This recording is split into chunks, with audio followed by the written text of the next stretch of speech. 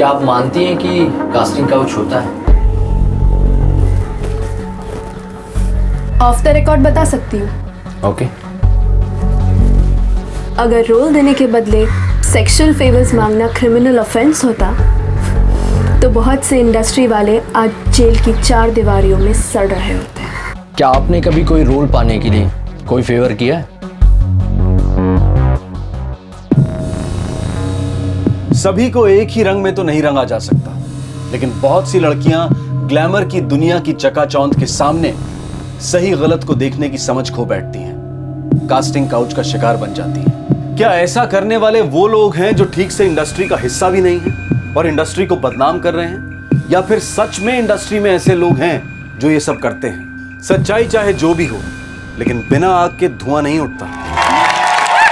बहुत बढ़िया कमाल कर दिया, छा गए तुम लोग। हर कंपनी की और इंतजार की घड़ियां खत्म हो चुकी हैं, क्योंकि बस कुछ ही पलों में शुरू होने वाला है मिस भवानी नगर कंपटीशन। तो गड़गड़ाती हुई तालियों में सबसे पहले बुलाते हैं मिस रोशनी माखीजा को, दिव्या शिंदे, मिस कोमल वांद्रेकर, मिस शीतल सप्रे, अंजलि पेंडरकर और लास्ट मिस प्रिया सिंह।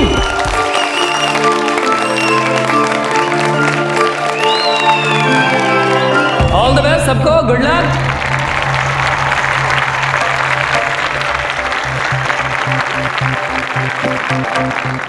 भाइयों और बहनों, मैं जानता हूं आपके दिल की धड़कनें लगातार बढ़ रही हैं। आप चाहते हैं कि जल्दी से जल्दी रिजल्ट का पता चले, तो बस बताने वाला हूं।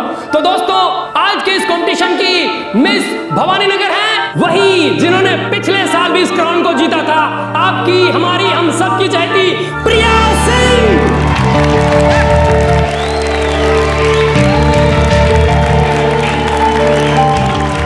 अब मैं मंच पर आमंत्रित करना चाहता हूं एक ऐसे शख्स को जो है तोलाराम कंपनी के मैनेजिंग डायरेक्टर और हमारे इस भवानी नगर समिति के चेयरपर्सन अक्षय तोलाराम जी। तालियां बजती रहे, तालियां बजती रहे।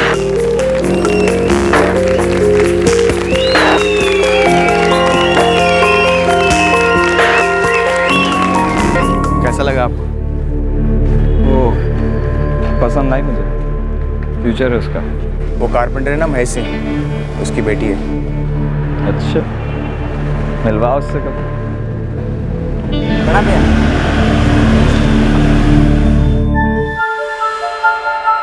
फर्स्ट ईयर में हूँ, BN college. Very good. Acting में इंटरेस्ट है? इंटरेस्ट अब बहुत छोटा होगा सर, ये तो मेरा पैशन है। ग्रेट। तो क्या सोचा है, बनना चाहोगी एक्ट्रेस? यही तो मेरा सपना है सर, एक्टिंग करना। बड़ी साफ जबान है तुम्हारी, अच्छा बोलती हो। तुम्हें देखते ही लगा था कि तुम में वो बात है जिसे इंडस्ट्री में एक्स फैक्टर कहते हैं। Thank you so much sir. Sir नहीं प्रिया, अक्षय। वैसे टीवी और फिल्म के बड़े बड़े डायरेक्टर मेरे दोस्त हैं, उन्हें भी नए टैलेंट की जरूरत होती है, कहते रहते हैं अक्सर मुझसे। You should try. Sir I would love to, बहुत इच्छा है मेरी। तो अपनी इच्छा को बाहर निकालो, एक बढ़िया सा पोर्टफोलियो बनवाओ।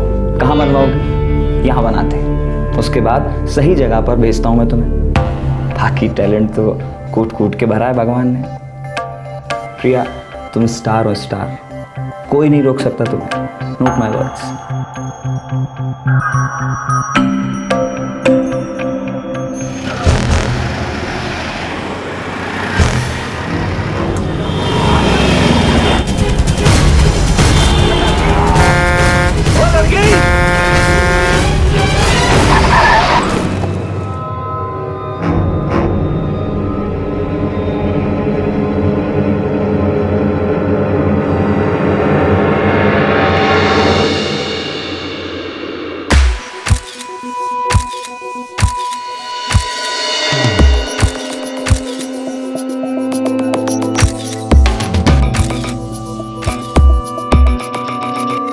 क्या बात है, बहुत खूबसूरत हो प्रिया तुम। Thank you sir. फिर सर कहा तुमने? सॉरी अक्षय, अब ठीक है? सोना हो तुम, सोना। लेकिन पता है सोने में भी एक कमी होती है। पूछो क्या? क्या? खुशबू नहीं होती उसमें। उसके लिए कुछ करना पड़ेगा। तुम्हारी खूबसूरती में 4 चांद तब लगेगा जब वो खुलकर दिखेगी। सोने पे सुहागा। मैं कुछ समझी नहीं। प्रिया, ये ग्लैमर इंडस्ट्री, आजकल की फिल्में देखती होगी तुम। आजकल लड़कियां सिर्फ इसलिए चलती है क्योंकि वो हॉट है, सेक्सी है। सिंपल फंडा है, जो दिखेगा वो बिकेगा। अब देखो, सिर्फ चेहरे की सुंदरता काफी नहीं होती प्रिया, मानती हो ना तुम? जैसे घूंघट उठाने से छिपी हुई ब्यूटी दिखाई देती है, वैसे ही कम कपड़ों से आप हॉट और सेक्सी लगने लगते हैं। जितने कम कपड़े, सक्सेस उतनी बड़ी। जितने छोटे कपड़े, रोल उतना बड़ा। झूठ बोल के मुझे क्या मिलेगा?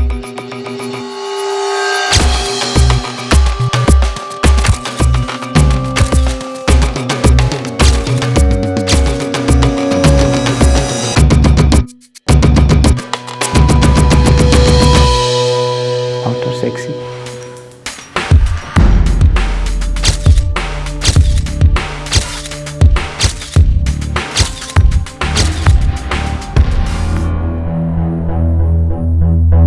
सर, लोगों ने ट्रक वाले को पकड़ लिया है। चेक करो, कुछ आइडेंटिफिकेशन के लिए मिले तो।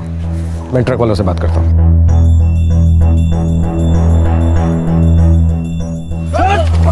रुको, छोड़ो इन्हें, छोड़ो। साहब, ये ट्रक के ड्राइवर लोग हैं ना, हमेशा घोड़े पे सवार होते हैं। साहब, मैं सच कह रहा हूँ, मेरा यकीन कीजिए। मैंने हॉर्न भी बजाया और ब्रेक भी मारा, पर वो लड़की है कि सामने ही आ गई ट्रक के। मैंने जोर से ब्रेक लगाया था, पर वो लड़की इतना नजदीक आ गई कि मैं ट्रक को संभाल ही नहीं सका और वो ट्रक के नीचे आ गई। कसम से साहब, वो लड़की वो खुद ही रास्तों के बीचों बीच आ गई थी, वरना ये तो गाड़ी सही चला रहा था साहब।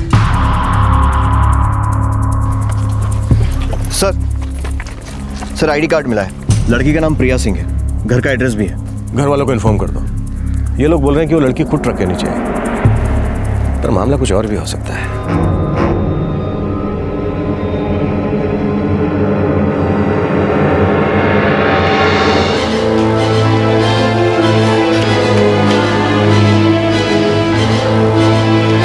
हाँ, वहीं रख दे बगल में। क्या हुआ कल्पना? मैं आपको फोन कर रही थी, लेकिन आपका फोन बंद था। हुआ क्या माँ? पुलिस का फोन आया है कि प्रिया। क्या हुआ प्रिया को? पुलिस का फोन आया है कि प्रिया।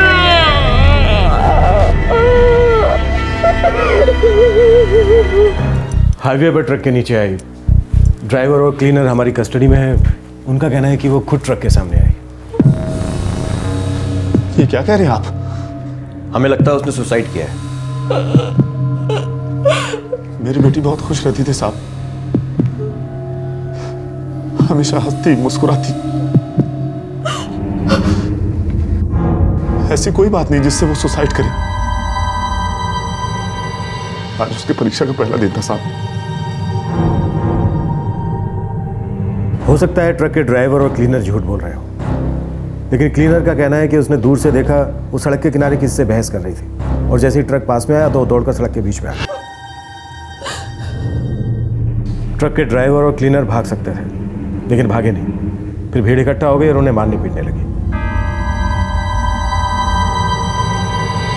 उसका किसी से कोई, मेरा मतलब समझ रहे हैं ना, जिसकी वजह से वो ऐसा करने पर मजबूर हुई।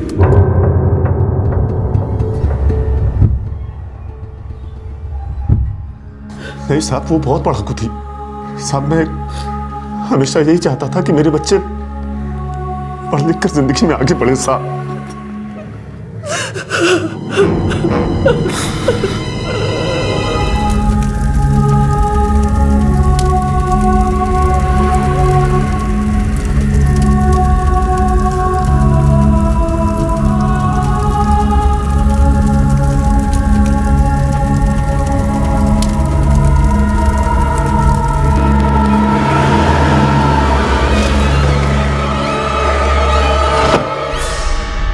पता नहीं सब प्रिया किसी से प्यार करती थी या नहीं, बट हाँ, बहुत दिनों से ना वो क्लासेस बंक करने लग गई थी। किसी के साथ जाती थी वो? मैंने तो उसे कभी नहीं देखा सर। शायद चार्मी को पता हो, वो उसकी बहुत अच्छी फ्रेंड थी। सर, कोई आइडिया नहीं कि प्रिया किसके साथ जाती थी, लेकिन उसने बोला था कि उसको किसी बड़ी मूवी में ब्रेक मिलने वाला है। अच्छा किसकी मूवी मिल रही है ये तो बता दे। Top secret, big director, big break darling. अच्छा चल, कम से कम हीरो का नाम तो बता। अरे सब्र तो कर चाहनी, जब फाइनल हो जाएगा ना तो सबसे पहले तुझे ही बताऊंगी, ठीक है? ये 1 महीने पहले की बात है। पिछले 15-20 दिनों से वो कुछ परेशान सी थी और उसने बातचीत करना भी कम कर दिया था।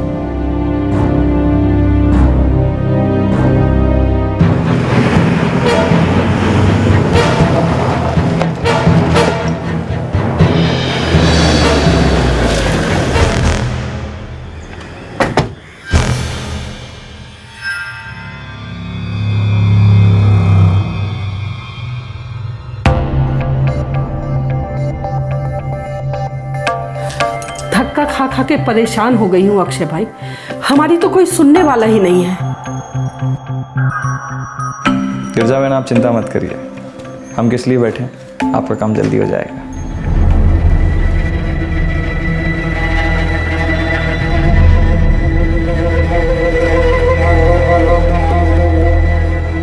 किसी फिल्म के ब्रेक का तो मुझे पता नहीं, पर हाँ प्रिया हमारे चौर की सबसे खूबसूरत और सुंदर लड़की थी। 2 साल से लगातार हमारे इधर की ब्यूटी कॉन्टेस्ट भी जीत रही थी। किसी के साथ कोई चक्कर वक्कर तो नहीं था? सर ये तो मुझे नहीं पता।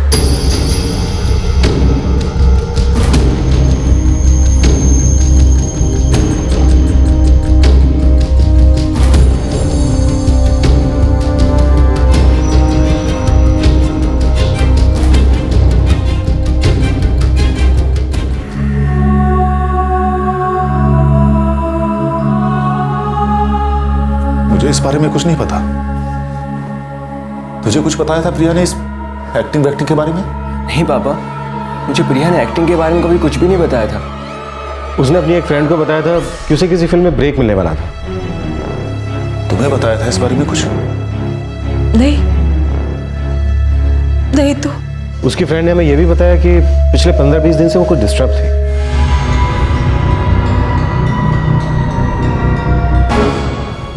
%100% ये एक्सीडेंट केस नहीं है। सर इस लड़की के बारे में जरूर कोई ऐसी बात है जो सबसे छुपी हुई है, जिसका ना उसके कॉलेज वालों को पता है, ना चौल वालों को, और ना ही उसके घर वालों को। पर ऐसी कौन सी बात हो सकती है? फिल्मों में मिलने वाले काम से जुड़ी कोई बात हो सकती है। पूरी बॉडी का पोस्टमार्टम किया है मैंने sir. Are you sure? I am sure वो प्रेग्नेंट नहीं थी।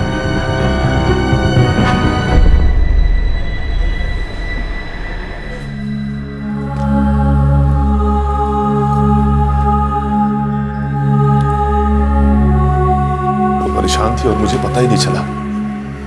अब मुझे लगता है एक्सीडेंट ही हुआ होगा। प्रिया कभी सुसाइड नहीं कर सकती। लेकिन क्लीनर ने कहा कि वो सड़क के किनारे किसी से बात कर रही थी और अचानक से दौड़ के रास्ते के बीच आ गई।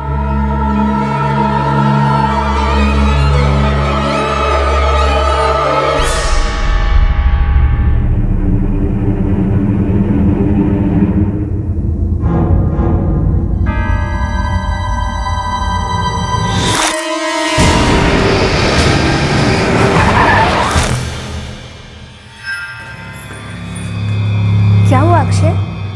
हाँ आप कुछ परेशान लग रहे हैं। नहीं नहीं कुछ नहीं।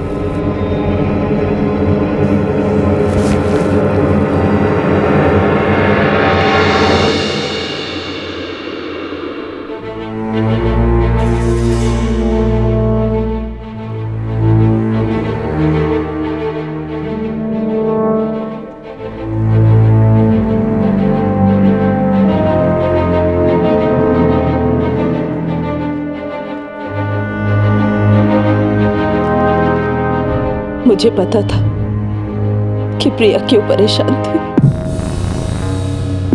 क्यों परेशान थी वो?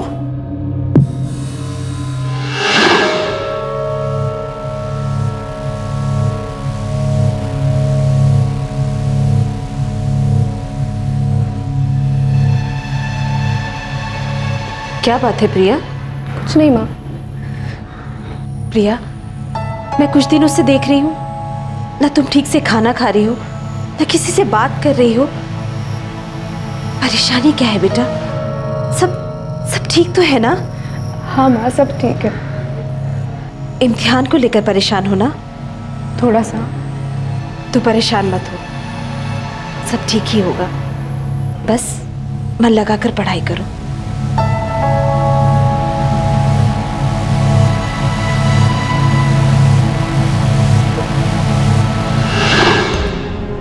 मुझे तो यही पता था कि प्रिया अपने इम्तिहान को लेकर परेशान थी। फिर किस बात से परेशान थी वो?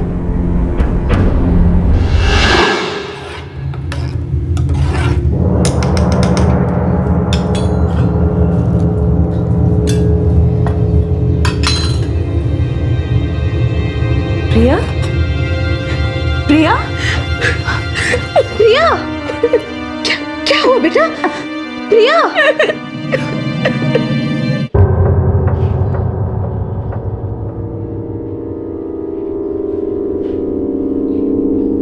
कब से चल रहा है ये सब प्रिया? उस चॉल के कंपटीशन के बाद मैं उसे मिली थी।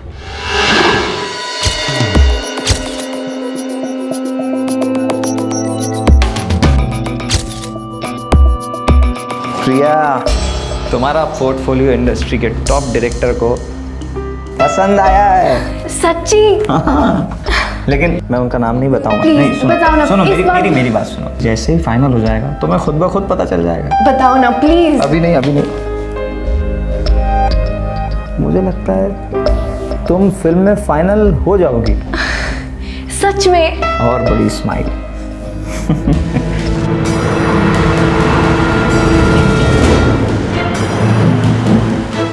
बताओ ना अक्षय, कौन है डायरेक्टर? अच्छा ठीक है, फिल्म के बारे में कुछ तो बताओ प्लीज अक्षय, प्लीज।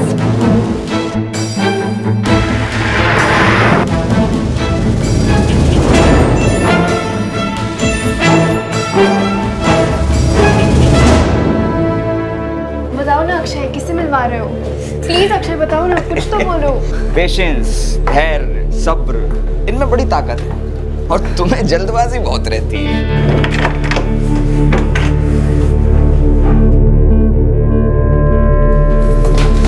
आइए, चलो। अक्षय, आपने तो कहा था कि आप किसी डायरेक्टर से मिलवाने वाले हो ना, तो आपने ये रूम क्यों बुक करवाया है? बहुत सवाल करती हो तुम। बैठो। मिलवाने वाला था लेकिन प्लान पोस्टपोन किया। क्यों? क्योंकि तुम्हारा हीरो कोई सुपरस्टार होगा। सच्ची में? हाँ, वो भी टॉप का सुपरस्टार, पर नाम मत पूछना अभी। कहीं वो कोई गैस नहीं, एक बात बता दी। गैस मत करना, नहीं तो सरप्राइज का मजा किरकिरा हो जाएगा। हाँ, आओ इधर देखो। Priya, the next superstar. क्या पता कल मिलो नहीं मिलो। ला ला ला ला ला ला ला ला। Thank you. थोड़ा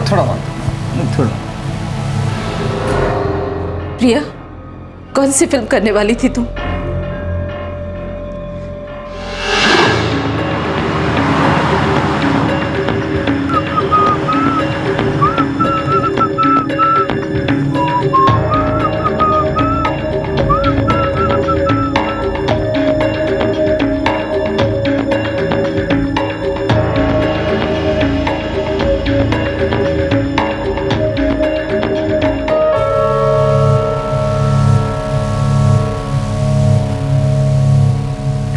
प्रिया, वो डायरेक्टर और हीरो के बीच में अनबन हो गई है। फिलहाल फिल्म पोस्टपोन हो गई। अक्षय, अब तक आपने मुझे डायरेक्टर और हीरो के नाम भी नहीं बताए। जब तक मामला फाइनल नहीं हो जाता प्रिया, मैं नहीं बता सकता। पर तुम चिंता मत करो, मैं तुम्हें बड़ा ब्रेक जरूर दिलवा कर रहूँगा। Trust me. माँ, मैं समझ गई थी कि वो मुझे बेवकूफ़ बना रहा था, खेल रहा था वो मेरे साथ, इसलिए मैंने उसके पास जाना बंद भी किया। लेकिन क्या प्रिया?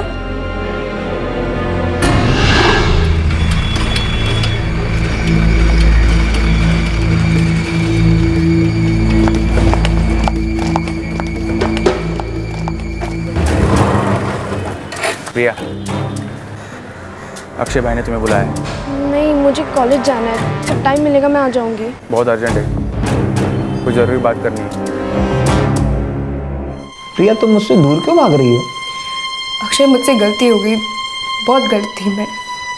आप एक शादीशुदा आदमी है ना, देखिए मुझे माफ़ कीजिए, मुझे ये फिल्म से नहीं हुई। तो तुम्हें मतलब मुझ पे भरोसा नहीं रहा?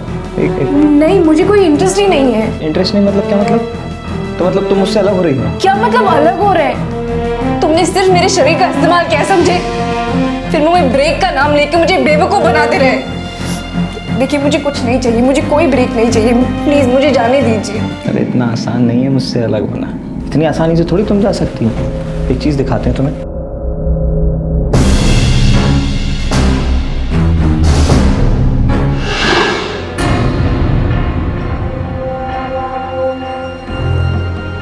उसने मुझे धमकी दी थी। अब सोचो, ये वीडियो अगर तुम्हारे माँ बाप भाई इनके पास पहुंच जाए, क्या बीतेगी? टूट जाएंगे बेचारे, संभाल ही नहीं पाएंगे अपने आप।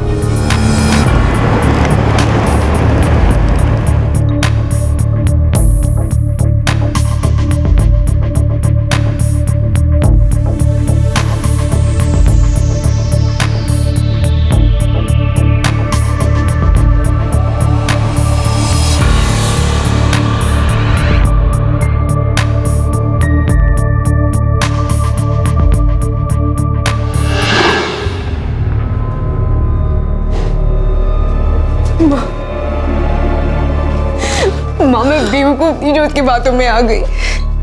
मैं समझ गई थी कि मुझे ये सब नहीं करना चाहिए था, पर मैं क्या करती। वो रोज धर्म और बहन को भेजता था, मुझे अलग अलग जगहों पे लेके जाता था, मुझे बहुत गंदा महसूस होता था, घिन आने लगी थी मुझे खुद से। प्रिया चुप करो, एकदम चुप। मैं तुम्हारे पापा से बात करूंगी। नहीं नहीं माँ, उनको मत बताइए प्लीज, वो सहन नहीं कर पाएंगे, टूट जाएंगे वो, उनको मत बताइए। अच्छा ठीक है, जब तुम्हारे इम्तिहान खत्म हो जाएंगे तो हम तुम्हारे पापा से बात करेंगे।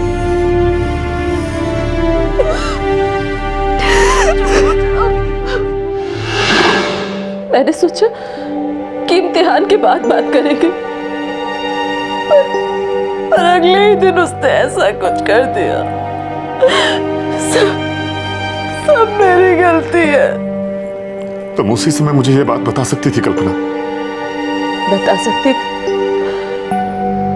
पर मालूम नहीं क्यों नहीं बताया मैंने।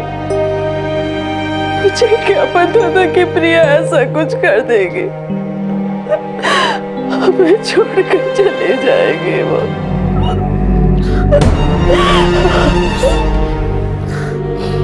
अक्षय तोलाराम कंपनी का एमडी, लोकल समिति का चेयरमैन। जी साहब। चिटफंड किंग नयनसुख तोलाराम का बेटा। जी, वो बहुत बड़े लोग हैं साहब। विशाल सर, तुम उसके फोटो स्टूडियो पर डालो, वहां के सारे कंप्यूटर जब्त करना। मैं उसके घर जाता हूं। सर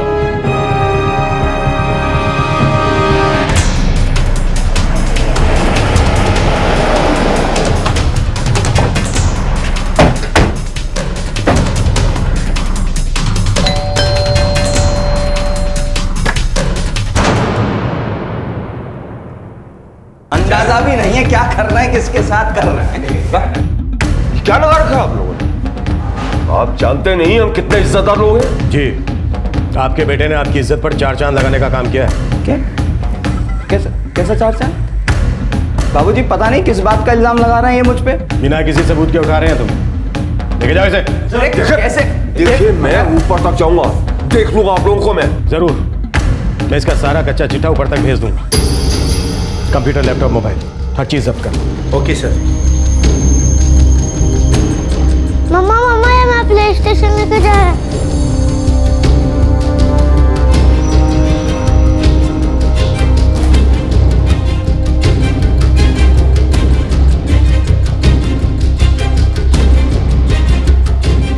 ये 2 ही कैमरे हैं साहब। सब प्रिंट्स भी निकाल, सारे फोटोग्राफ्स के।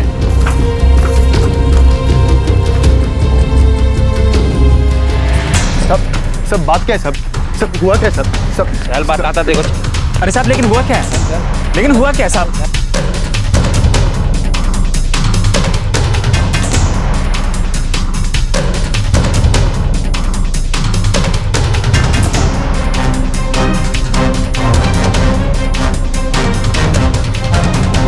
सर सारे कंप्यूटर्स, मोबाइल्स वगैरह चेक किए हैं। कम कपड़ों में काफी सारी लड़कियों की तस्वीरें मिली हैं, पर अश्लील वीडियो, एमएमएस ऐसा कुछ नहीं है। Phone records? सर जिस दिन प्रिया ने सुसाइड किया था उसका लास्ट कॉल अक्षय को ही था। दोनों की लोकेशन भी वहीं दिखा रहा है जहां प्रिया ट्रक के नीचे आई। धर्म और भूपेन को ले आओ।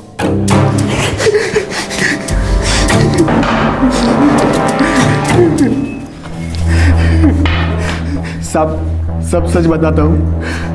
अक्षय भाई ने ऐसी बहुत सी लड़की लोग को फंसाया है। पर हमने कुछ भी ऐसा वैसा नहीं किया लड़की के साथ। अच्छी चमचागिरी नहीं भाई, कहाँ लेकर जाता था वो लड़कियों को? सब वो अलग अलग लॉज में, होटल में। प्रिया को भी लेकर गया? जी सर। सारी लॉज और होटल के नाम बताओ।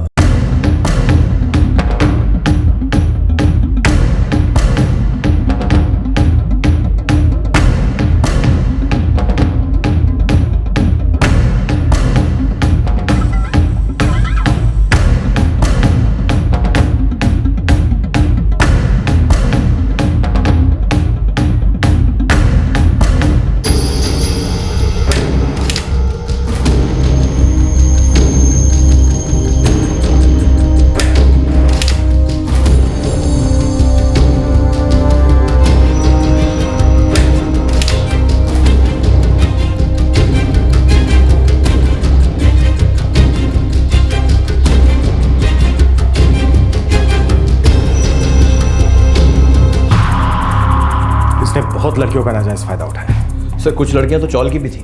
अजीब है ना, ना उन्होंने इसके बारे में आपस में कोई बात की, ना ही कोई कंप्लेन की। सर पावरफुल आदमी है और बाप का भी बड़ा रसूख है। इसके रसूख को थोड़ा सुखाते हैं, ले आओ इसे। ए फिल्मी चक्कर, एक भी झूठ बोला ना तो तेरी हड्डी पसली कर दूं। पुलिस थाने के स्पेशल इफेक्ट नहीं देखे हैं तूने अभी तक? चल बोल, प्रिया ने तेरी वजह से सुसाइड किया ना? सर मैं झूठ नहीं बोल रहा हूँ सर। मैं मानता हूँ सर प्रिया के साथ मेरे संबंध। मैं ये भी मानता हूँ सर कि फिल्मों में ब्रेक दिलाने के लिए मैंने प्रिया को वादा किया था, पर सर संबंध?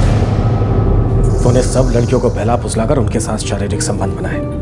मैंने प्रिया को कभी सुसाइड के लिए मजबूर नहीं किया सर। मुझे कभी नहीं लगा था कि वो सुसाइड कर लेगी। तूने उसे इतना टॉर्चर किया कि वो इस सब करने पर मजबूर हो गई। सर मुझे पता नहीं था वो ऐसा कुछ करेगी।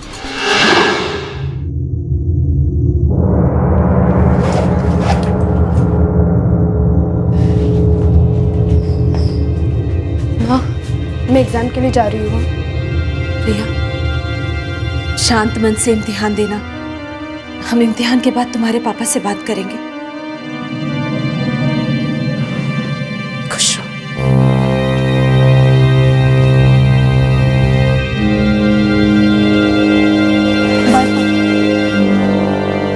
आज तो परीक्षा है ना बेटा, अच्छे से लिखना।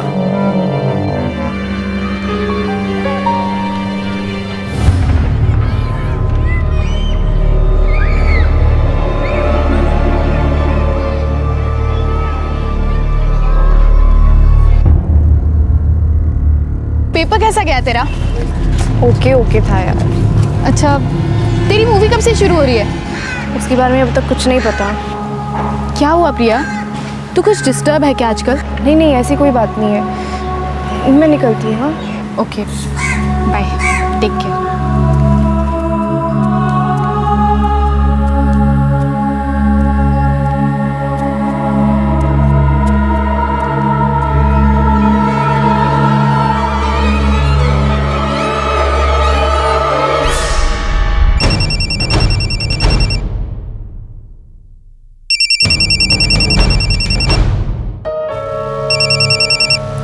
अरे प्रिया, आज आपने फोन किया? सूरज कहाँ से निकला है आज? अक्षय, मुझे तुमसे मिलना है अभी। बोलो कहाँ हो तुम, पिक कर लेता हूँ। हाईवे। ओह ग्रेट, सब फिक्स कर रखा है। तुमने बुलाया और हम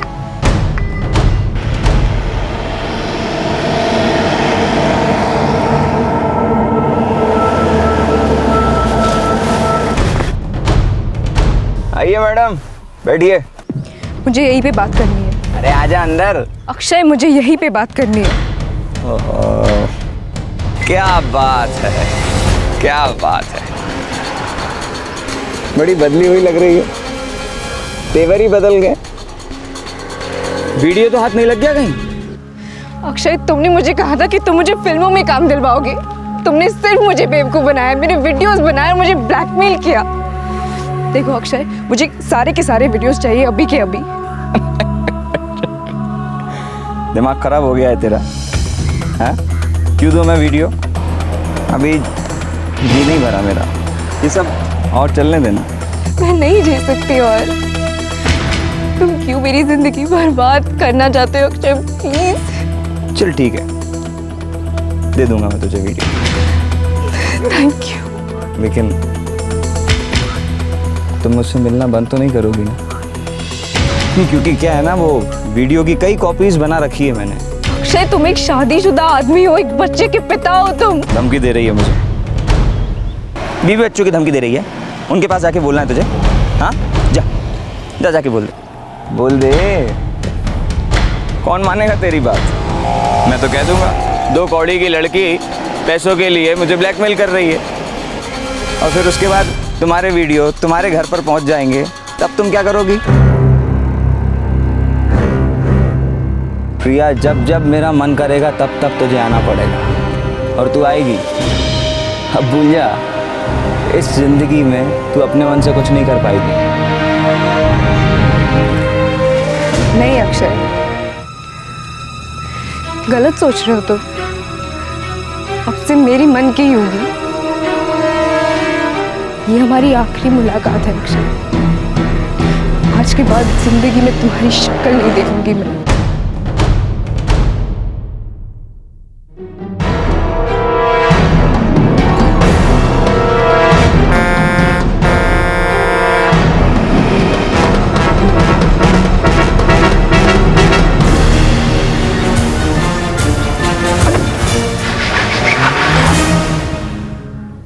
कहाँ हैं सारे वीडियोस? सर सब मिटा दिए। लेके जाओ इसे। चल।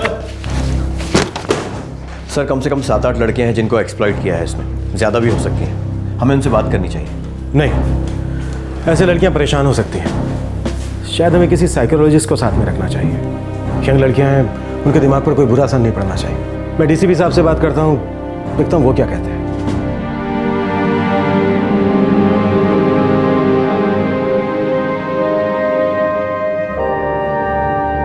बड़ी गलती हो गई मुझसे। मुझे आपको तुरंत बता देना चाहिए था।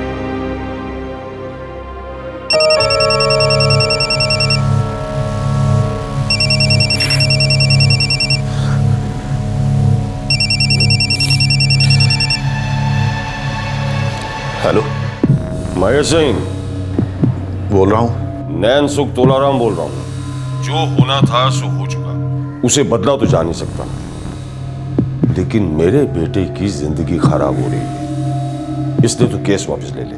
मेरी बेटी तो चली गई ना, ये नहीं हो सकता। जितने पैसे चाहिए ले ले। और एक बात और सुन महेश, मैं तो अपने बेटे को किसी ना किसी तरीके से छुड़वा ही लूंगा, लेकिन अगर तू केस वापस ले लेगा तो तेरा टाइम भी बचेगा और तुझे पैसे भी मिल जाएंगे। नहीं तो जिंदगी भर लकड़ी छील छील कर कितना पैसा कमा लेगा तू? मेरी फिक्र छोड़ो, अपनी देखो। जो कर सकते हो कर लो। अब आपके बेटे को तो बाहर निकलने नहीं दूंगा कभी।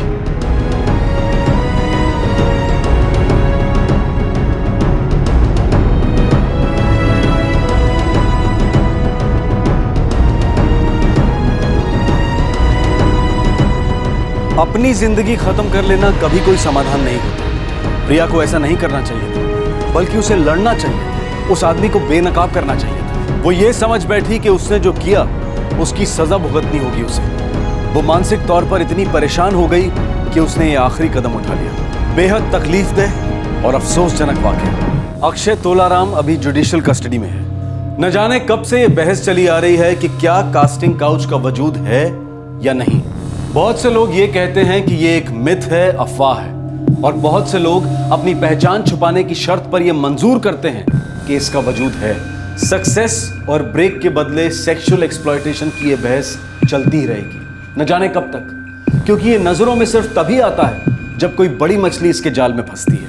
वरना छोटे तालाबों में बड़ी मछलियों के नाम पर लोग ये गैर कानूनी काम करते रहते हैं और उन्हें पकड़ना बहुत मुश्किल होता है, क्योंकि ज्यादातर सभी लेवल्स पर ऐसा आपसी रजामंदी से होता है। शारीरिक शोषण की घटनाएं सिर्फ एक खास इंडस्ट्री में ही नहीं होती हैं। सफलता के सब्ज बाग हर जगह दिखाए जाते हैं और हर जगह लोग इसके कांटे में फंसते हैं। हमारे आज के एपिसोड की दूसरी कहानी। हम बहुत गरीब लोग हैं। हम मेहनत और मजदूरी करते हैं। लेकिन फिर भी 2 टाइम का खाना नसीब नहीं हो पाता। मेरी अम्मी, अप्पू, बड़ा भाई दिन भर धूप में बहुत मेहनत करते, लेकिन फिर भी हमारी हालत वही की वही है। FDI से रोजगार बढ़ेंगे, हमारी इकोनॉमी को फायदा होगा, उद्योग पनपेंगे फलेंगे। देखिए 2014 में फिर हंग पार्लियामेंट होगी, किसी को पूर्ण बहुमत नहीं होगा, आगे कोलिशन धर्म ही और मजबूत होगा। इसलिए जो भी ऐसी सरकार का नेतृत्व करेगा उसकी छवि एक धर्मनिरपेक्ष नेता की होना जरूरी है। सी एड्स ने हमेशा औरत को एक ऑब्जेक्ट की तरह ट्रीट किया है, हमेशा as if she is an object of desire only. Safety pin से लेके हवाई जहाज तक के हर एक एडवर्टाइजमेंट उठाकर देख लीजिए। हमने हमेशा हर वक्त सरकार से कड़े कदम उठाने की मांग की है। देश और समाज में महिला की अस्मिता के लिए हम हमेशा प्रयासरत रहे हैं। We are looking at the mid segment whose purchase power has phenomenally increased in the last 10 years. Our luxury car segment remains strong, but we would like to hit the small car segment as well. देश का भविष्य अगर कहीं छिपा है तो छिपा है युवा शक्ति में। आज का युवा तय करेगा कि देश में कैसी राजनीति हो, और वो युवा हमारे साथ। Look at the population. Look at the population. जरा हमारी जनसंख्या का अंदाजा लगाइए, उसके सामने पुलिस फोर्स की गिनती कीजिए, ये सही अनुपात नहीं है। India is a growing country, तेजी से ग्रो कर रहा है, इकोनॉमिकली पावरफुल होता जा रहा है। आज हम किसी भी देश के साथ मुकाबला कर सकते हैं। GDP, social media, the upper middle class, Facebook के आइटम नंबर्स, यूथ का यूथ, इकोनॉमिकली सेक्सिस्ट, आप सुनने की गलत बात। सर आप मेरी बात कुछ आप करके भी कैन आई से समथिंग? क्यों आप बीच में डिस्टर्ब कर रहे हैं? आखिर बात तो समझिए मेरी। मैं हमेशा से सिर्फ यही चाहती थी कि अपने परिवार के लिए कुछ कर पाऊँ, अपने परिवार की हालत ठीक कर पाऊँ। मैं तो अपनी ज़िंदगी अच्छी करने निकली थी, पर मुझे क्या पता कि मैं यहाँ पहुँच जाऊँगी।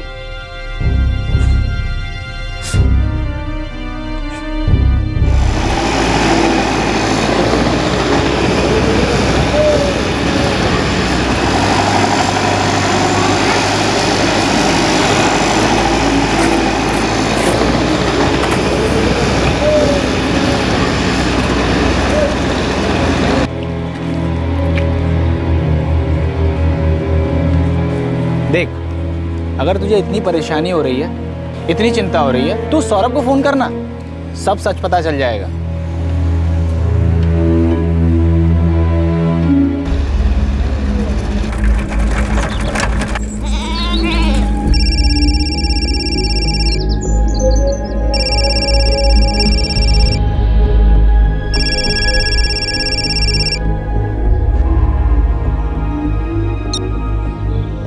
हेलो, सौरभ बोल रहे हैं? हाँ बोल रहा हूँ। आप कौन? जी हम राम शिवहरे बम्बई से। बताइए क्या बात है? आप नफीसा को जानते हैं? नफीसा शेख। नफीस? हाँ मैं जानता हूँ, वो दीवापुर वाली ना। मैं 2 साल पहले वहीं रहता था, हमारी पड़ोसी थी वो, लियाकत भाई की बेटी।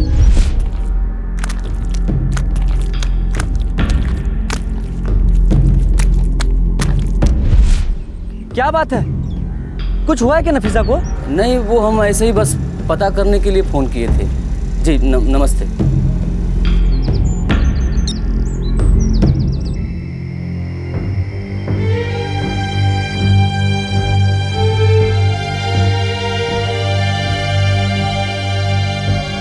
तू क्यों उस लड़की की फिक्र में मरा जा रहा है? हम कल गांव जा रहे हैं।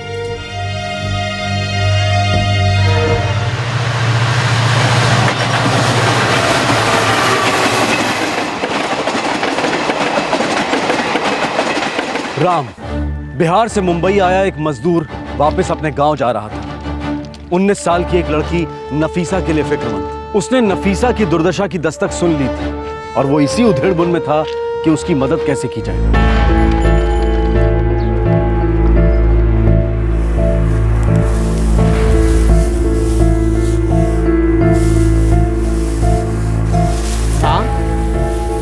राम, हे बाबू। हाँ बाबूजी। क्या बात है बेटा, कोई चिंता तुमको अंदर ही अंदर खाए जा रही है? नहीं बाबूजी, ऐसा कुछ नहीं है। कुछ तो है बेटा जो तुमको बता नहीं रहे हो, छुपा रहे हो।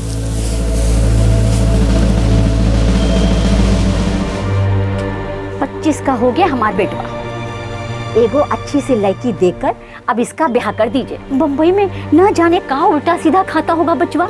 देखिए तो कितना दुबरा हो गया हमार बेटा। क्या बात है, बता भी दे। कुछ लड़की वड़की का चक्कर है का? हिचकिचाहट हो रहा है कहने में। शर्म आ रहा है हमको बाबूजी कि हम कोनो गलत तो नहीं कर दिए तुमने? बाबूजी, बम्बई अनजान शहर है, हम अकेले रहते हैं वहाँ, तो हमारा मन किया तो हम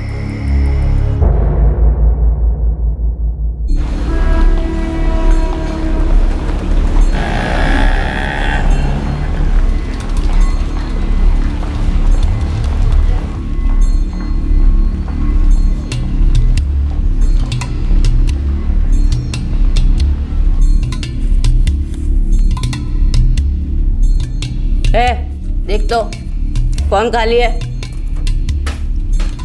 मैडम नफीसा खाली है। अच्छी है। अबे जा जाके बैठ जा उसके साथ।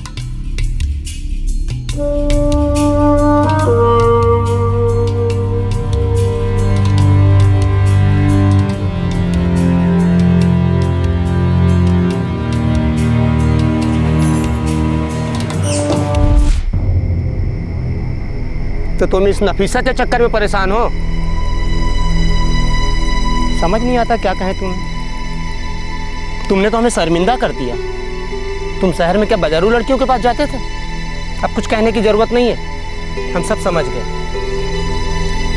तो तुम क्या इस नफीसा के प्यार व्यार में पड़ गए हो? अरे नहीं बाबूजी, हमको गलत मत समझिए।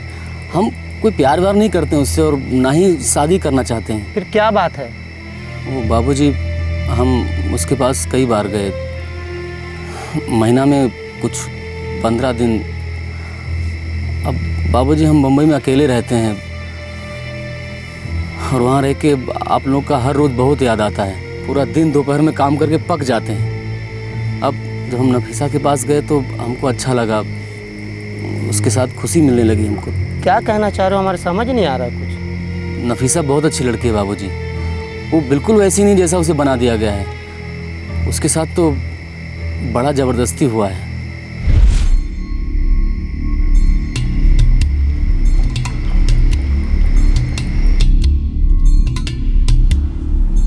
हमने तो अपने बारे में सब कुछ बता दिया, अब तुम भी बताओ कुछ अपने बारे में। विश्वास नहीं करती मैं किसी पे, और करना भी नहीं चाहती। अब नहीं मानती कि ये बाहर की दुनिया भी मेरे लिए बनी है। एक बार पहले भी किसी पे भरोसा करके गलती की थी मैंने, और अब उसका ही भुगत रही हूँ। मत मारो मुझे, मत मारो। 1 महीना हो गया तुम्हें यहाँ आते हुए। इंसान है हम, थोड़ा लगाव तो हो ही जाता है। पर मैं इतनी भी पागल नहीं हूँ कि किसी को और ही कुछ समझने लगूँ। तुम्हारे और मेरे बीच सिर्फ ये बिस्तर और कुछ रातें हैं, और कुछ नहीं। अरे बात क्या है, साफ साफ कहो ना। मैंने मान लिया है कि मुझे अब यही सड़ना है, और यहाँ से निकलने का कोई रास्ता भी नहीं है। अरे लेकिन यहाँ से निकलकर जाना कहाँ चाहती हो? अपने परिवार के पास। परिवार है तुम्हारा। तुम्हारी तरह अम्मी है, अब्बू है, भाई है। कहाँ? आसाम में। तो तुम उनको छोड़ के यहाँ काहे चली आई? छोड़कर नहीं चली आई, अपनी ज़िंदगी अच्छी करने निकली थी, ताकि हम सब पेट भर खा सके और ढंग से जी सके।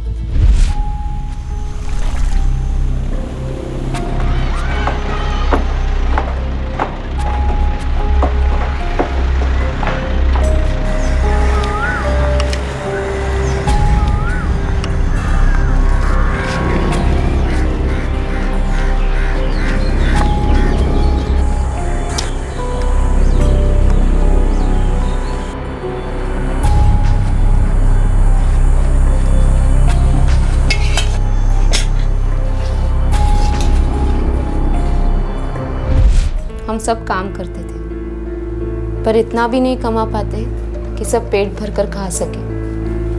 कोई उम्मीद नहीं थी। तुम यहाँ कैसे पहुंची? अरे चल तो सही नफीसा, मैं तेरी लाइफ बना दूंगा। बता, यहाँ पे रखा ही क्या है? और ऐसी नरक जैसी जिंदगी जीने से क्या फायदा नफीसा? ऐसे अम्मी अब्बू को छोड़कर जाने में मुझे बहुत डर लग रहा है। तुम लोग रोज तो मर ही रहे हो ना, डर के ही सही एक बार तो जी लो। और फिर कुछ ही दिनों की तो बात है, तू ही सोच तेरी कामयाबी को देखकर वो लोग कितने खुश होंगे। सलमान हमारा पड़ोसी था, बचपन से ही जानती थी मैं उसे। वो हमेशा गांव के बाहर शहर में पैसे कमाने जाता, बहुत पैसे कमाता और अच्छे ढंग से रहता था। वो प्यार करता था तुमसे? पता नहीं, हमेशा कहता कि शहर में बहुत अच्छा काम है, पैसा है। मैंने भी मुंबई के बारे में बहुत सुना था, सब बोलते थे कि मुंबई बहुत बड़ा है। अच्छा, तो सलमान तुमको यहाँ लेकर आया था? हाँ, लेकिन उसने किसी को भी बताने से मना कर दिया था। अप्रैल 2010 की बात है, वो पहले निकल गया था। उसने मुझसे कहा कि तू एक दिन बाद निकल, ताकि किसी को पता ना चले कि हम साथ निकले थे। और फिर वो मुझे गांव के बाहर मिला।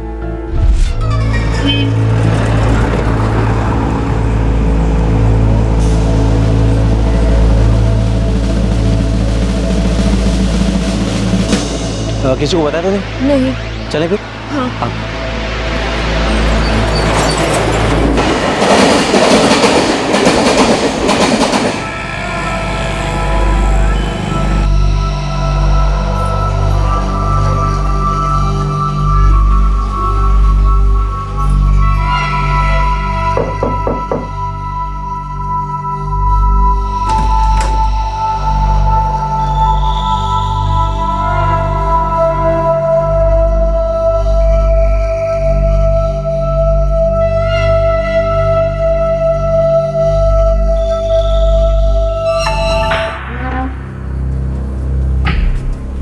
सलमान, ये तो मुंबई नहीं है ना? हाँ, ये पूना है। मुंबई से 2 घंटे की दूरी पर है, पास में ही मुंबई के। और ये जो जिनसे हम लोग अभी मिले ना, वो आयशा मैडम। अब वही तुझे काम देंगी और अच्छा पैसा भी देंगी, ठीक है? अच्छा सुनो, मुझे अभी जाना होगा, मुझे ज़रा काम है, तुम यहीं रुको। और आयशा मैडम मुझे बहुत अच्छे से जानती है, तुम बिल्कुल फिक्र मत करो, चिंता मत करो, तो तुम्हें डरने की ज़रूरत नहीं। सलमान, अम्मी अब्बू और भाई बहुत परेशान हो रहे होंगे ना? मुझे उन्हें बता देना चाहिए कि मैं यहाँ हूँ और ठीक हूँ। अरे नफीसा, तू पहले काम तो शुरू कर, हम उन्हें बाद में बता देंगे। और बताना क्या, बुला लेंगे उन्हें, ठीक है?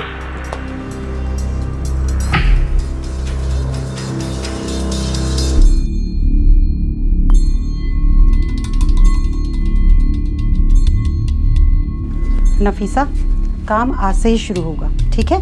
ठीक है मैडम, पर मुझे कहाँ जाना होगा काम के लिए? कहीं जाने की ज़रूरत नहीं है, यहीं बैठे बैठे हो जाएगा काम।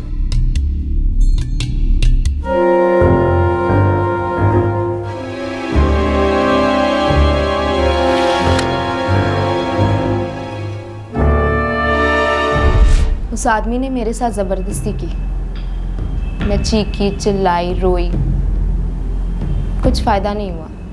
उसने वही किया जो वो कर रहा था और चला गया। बाद में आयशा मैडम ने कहा कि सलमान ने मुझे 30,000 में बेच दिया है और वो मुझे ये काम दिलवा के गया। बस तब से मैं यही कर रही हूँ। मैं चीखती, चिल्लाती, रोती, फिर लगा कि किसी और को दोष क्यों दूँ। ये सब तो मेरा ही किया धरा है। मैंने सलमान पे विश्वास किया और यहाँ आप पहुँची। मैंने कई लोगों से बात करने की कोशिश की जो मेरे पास आते थे, उनसे मदद मांगी। फिर अगले ही दिन आयशा मैडम के आदमी मुझे खूब पीटते, मारते, मेरी जान निकल जाती थी। बहुत दर्द होता था, सहन नहीं कर पाती। फिर पता चल गया कि ये बाहर की दुनिया के बारे में सोचना ही बेकार है। 6 महीने पहले मुझे आयशा मैडम ने लक्ष्मी को बेच दिया और वो मुझे यहाँ ले आई। आखिरकार मैं मुंबई पहुँच ही गई। वो बहुत गरीब लड़की है, बिल्कुल हमारी तरह। उसका परिवार भी बिल्कुल हमारी तरह है। हम तो अपना परेशानी से भाग के जाते थे उसके पास आराम के लिए, लेकिन अब ये सब हमको बहुत तकलीफ दे रहा है।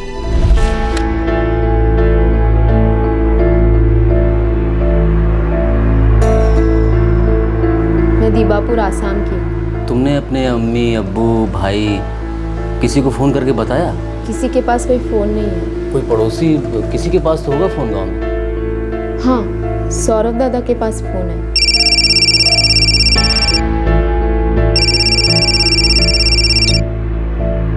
हेलो। ये सब कुछ 1 महीना पहले की बात है। नफीसा के अब्बू लियाकत शेख ईटा भट्टी में काम करते हैं बाबूजी। तो फिर तुम क्या चाहते हो? पता नहीं, लेकिन इस धंधे का चक्र भी बड़ा खतरनाक है बाबूजी। जो भी लड़की एक बार इसमें फंसी तो दोबारा निकलना बड़ा मुश्किल होता है। अगर हम नफीसा को बचाना भी चाहते हैं तो वो लोग हमारी जान के दुश्मन बन जाएंगे और नफीसा को भी जिंदा नहीं छोड़ेंगे। बस बाबूजी, हम बस यही सब सोचा करते हैं। नफीसा का दुर्दशा देखी हमने, लेकिन उसका मदद करने की हिम्मत नहीं हमने। समझ में नहीं आता क्या करें बाबूजी। जो भी हो, जैसा भी हो, तुम वहाँ गए, शायद तुम्हारे नसीब में उस लड़की की मदद करना लिखा होगा, शायद उसे उसके परिवार वालों से मिलवाना लिखा होगा। हो सकता है उसका परिवार उसकी राह देख रहा हो। उनको क्या मालूम कि उनकी बच्ची के साथ क्या हो रहा है। तो बाबूजी, अब हम क्या करें? जाओ, तुम दीबापुर जाओ।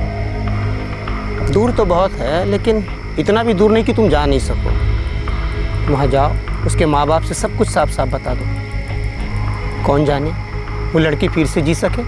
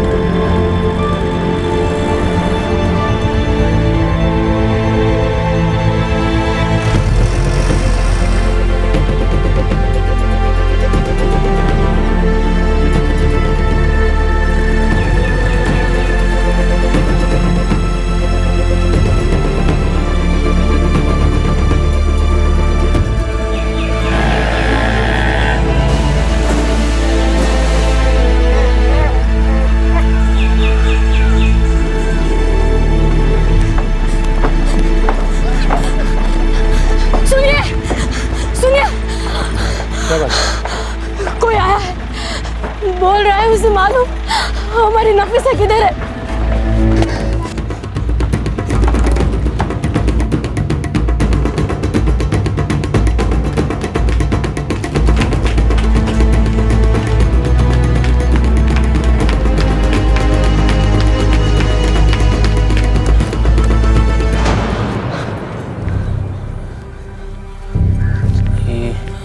आपकी बेटी नफीसा है ना? हाँ, यही हमारी बेटी नफीसा। लेकिन ये है कहाँ अभी? वो क्या हमें छोड़कर चली गई है? कुछ हुआ तो नहीं ना उसे? है कहाँ वो? 14 महीने हो गए उसे ढूंढते ढूंढते। पुलिस भी इसी काम में लगी है। आप कौन है? जी, हमारा नाम राम सिवहरे है। हम बम्बई से आए हैं। आपकी बेटी नफीसा बम्बई में है। बम्बई में? बम्बई बहुत दूर है यहाँ से। लेकिन वो कर क्या रही है वहाँ? क्या करती है वो उधर? जी, वो घर से भाग के नहीं गई थी, बल्कि उसको फंसाया गया था। फंसाया गया? क्या? लेकिन किसने? और वो भी है कहाँ?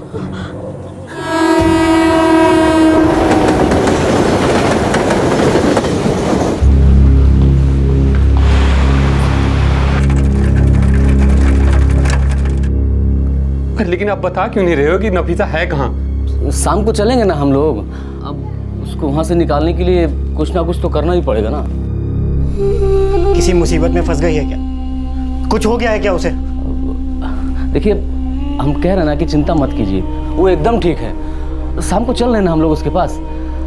रमेश, आप लोग बैठिए, हम अभी आते हैं।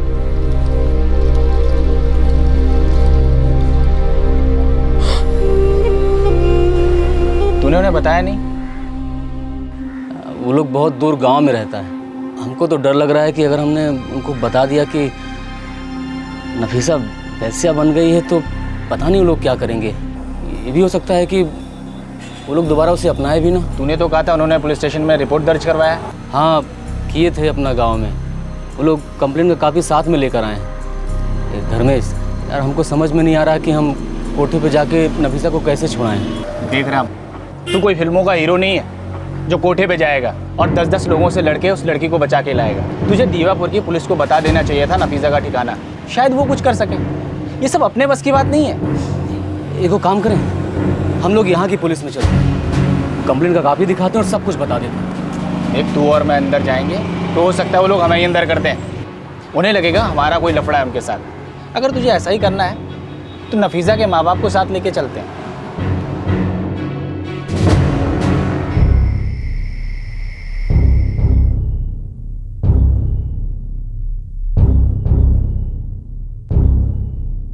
राम, राम ऐसी क्या बात है? आप हमें इतनी दूर लेकर आए हो तो फिर नफीसा से क्यों नहीं मिला रहे? हम एक बात छुपाए आप लोगों से, वहाँ गांव में भी नहीं बताए। सोचा कि शायद पता नहीं आप लोग क्या कर लोगे, तो जो कुछ भी है बता दो आप। हमें बहुत कुछ झेलने की आदत है और सब कुछ सुनने को तैयार हैं हम लोग। नफीसा अपना मर्जी से यहाँ नहीं आई है, उसे फंसा के लाया गया। वो जो आपका पड़ोसी है ना सलमान कुरैशी, वही लेकर आया उसको। सलमान? हाँ, वो तो यही मुंबई में काम करता है। हाँ, वही लाया उसको यहाँ पर। यहाँ लाके उसको अच्छा काम का लालच दिया, बोला कि बम्बई में बहुत पैसा दिलाएगा, और ये भी बोला कि एक बार पैसा आ गया तो तुम अपना परिवार का दुख दर्द तकलीफ सब दूर कर सकती हो। और उसके बाद उसको कोठा पे ले जाके बेच दिया। इतना तकलीफ सहा बेचारी ने कि अब उस नरक को ही अपना जिंदगी मान बैठी है।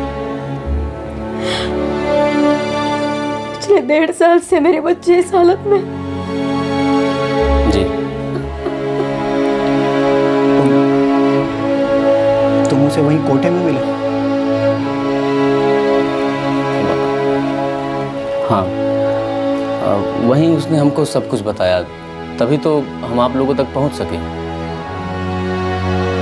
हम कल यहाँ के पुलिस स्टेशन में चलते हैं। अब अगर हमने बचाने की कोशिश किया तो फिर हम और नफीसा दोनों की जिंदगी मुश्किल में पड़ जाएगी।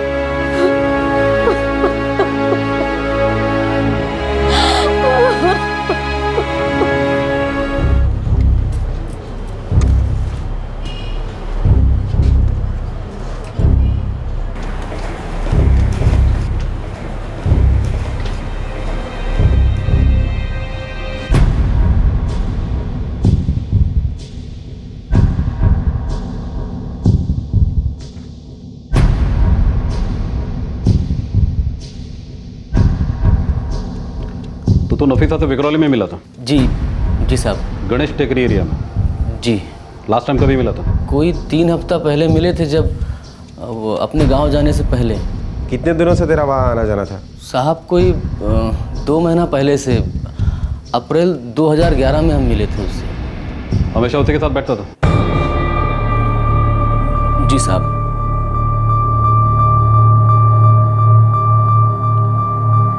और अभी 3 हफ्तों से तुम आ गया नहीं? नहीं साहब। देखो, लड़की को तुम वहां से निकाल लेंगे, लेकिन हमें पहले पक्का करना होगा कि नफीसा अभी भी वहां है कि नहीं। क्या मतलब सर? मतलब ये कि लड़का लगातार लड़की के पास जाता था और अभी 3 हफ्तों से गायब है। बहुत होशियार होते हैं लोग इन मामलों में। जरा सी बात हुई कि सब इधर उधर कर देते हैं। तो पहले हमें ये पता करना पड़ेगा कि लड़की वहाँ है भी या नहीं। क्या उन लोगों ने उसे कहीं आगे करवा दिया? और अगर ऐसे ही छापा मारते और लड़की वहाँ नहीं मिली तो वो लोग आगे खबर करवा देंगे। शायद उस वजह से नफीसा को तकलीफ भी हो सकती है। समझ रहे हैं ना आप? जी साहब। 1-2 दिन का टाइम दीजिए, हम अच्छी तरह से तहकीकात कर लेते कि नफीसा वहाँ है और सही सलामत है कि नहीं। साहब हम जाके पता लगाएं? ऐसा किया तो उन्हें पता चल जाएगा कि नफीसा तुम्हारी वजह से बाहर हुई है, फिर वो तुम्हारे पीछे पड़ जाएंगे। बेकार में मुसीबत में आ जाओ।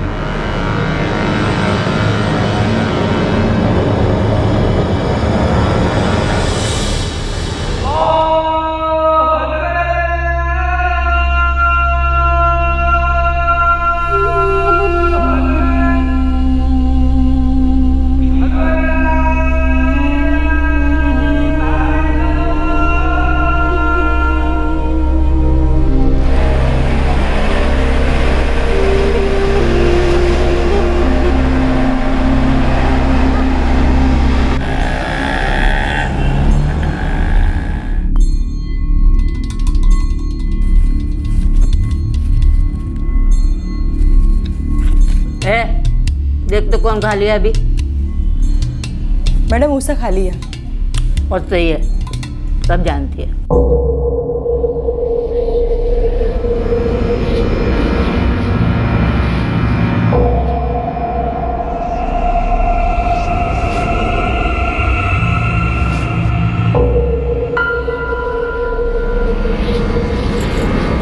तू फिर आएगा ना? हाँ जरूर आऊँगा। वैसे एक बात बता, नफीसा नाम की कोई है क्या यहाँ? क्यों, इधर दीवार पे नफीसा का पोस्टर लगा है क्या? नहीं रे, ऐसे ही पूछा। कोई एक दोस्त बहुत तारीफ कर रहा था उसकी, सोचा देख तो लूँ क्या चीज़ है वो। बोलना है क्या?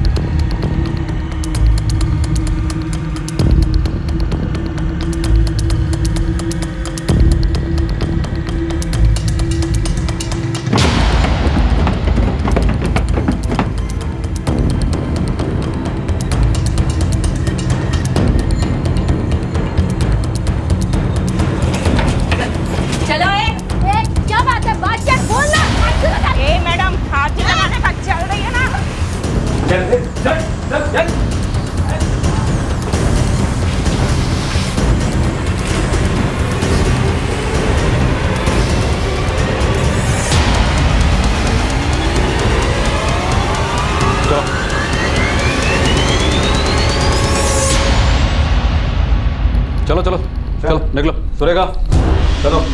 क्या बात हुई? बोलिए ना। चलो बताते हैं क्या बात हो गई।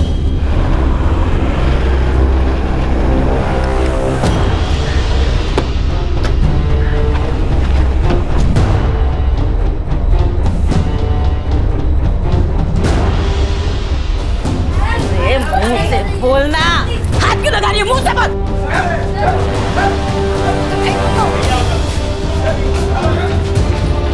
अरे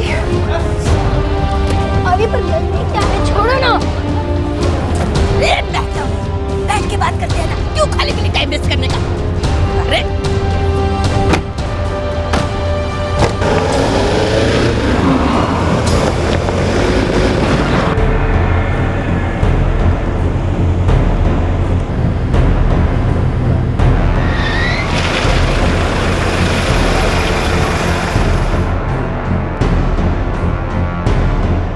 सुरेखा, इस लड़की को उस गाड़ी में ले जाओ। लक्ष्मी और बाकी दूसरी लड़की को यहाँ ले आओ। Okay sir.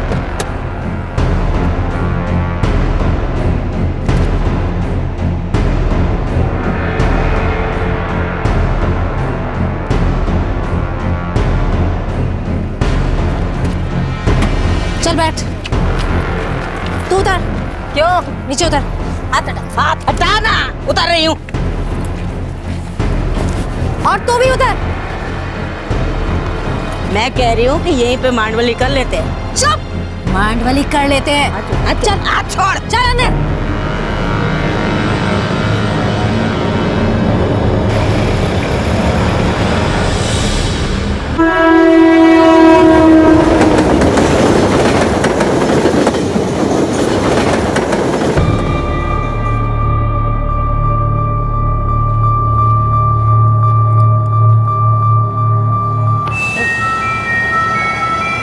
कैसा?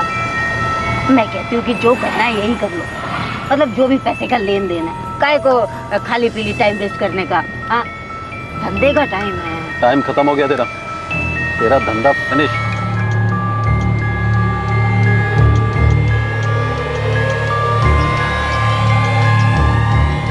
कहाँ ले जा रही हो मुझे?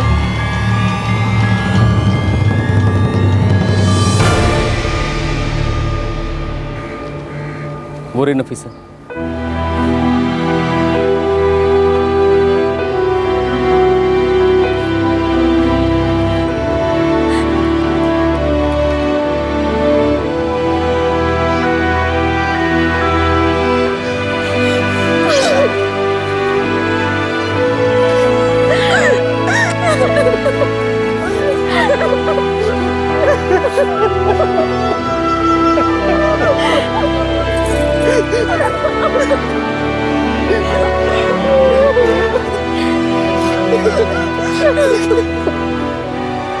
आप लोग निकलिए, ट्रेन पकड़नी है। ये क्या कर रहे हैं? जाइए।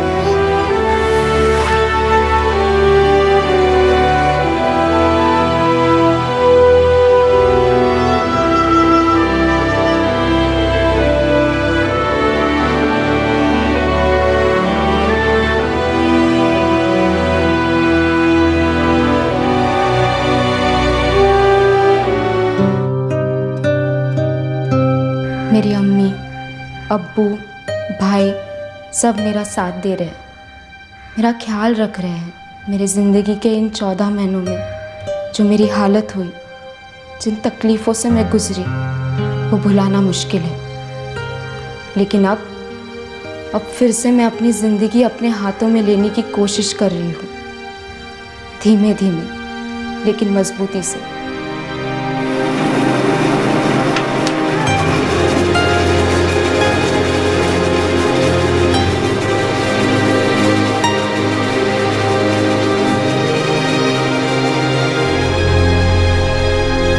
नफीसा वापस अपने गांव, अपने माँ बाप के पास लौट चुकी है। राम जहां काम करता था, उसने वापस वहां पर काम करना शुरू कर दिया है। नफीसा और उसके परिवार को गांव वापस भेजने की टिकट के लिए उसने अपने ठेकेदार से उधार लिया था।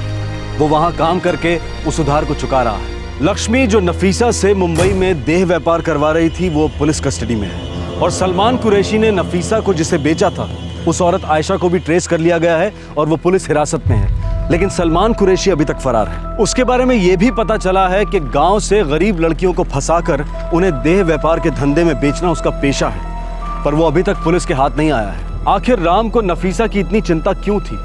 वो क्यों उसके परिवार को ढूंढता ढूंढता आसाम तक पहुंच गया? वो क्यों उसके परिवार को मुंबई ले आया ताकि नफीसा को उस हालत से आजादी मिल सके जिसमें वो थी? आखिर ये सब करके उसे क्या मिला? बहुत मुमकिन है कि ना तो राम और ना ही नफीसा, इन दोनों को इस देश की जीडीपी का जरा भी आइडिया होगा। उन्हें तो देश की आबादी और पुलिसमैन की संख्या के रेशो का भी शायद कोई अंदाजा नहीं होगा, और ना ही इस बात का कोई आइडिया होगा कि 2014 में सत्ता में कौन आएगा। शायद उन्हें यह भी नहीं पता होगा कि देश में अभी किसकी सरकार है। शायद उन्हें इससे कोई फर्क नहीं पड़ता। उनके सामने एक लंबी सड़क है जिस पर बस उन्हें चलते रहना है, जिसे हम जिंदगी कहते हैं। आपसे फिर मुलाकात होगी क्राइम पेट्रोल दस्तक में एक और नए केस के साथ। इस तरह के और भी एपिसोड देखने के लिए हमारे चैनल को सब्सक्राइब करें और बेल आइकन दबाना ना भूलें।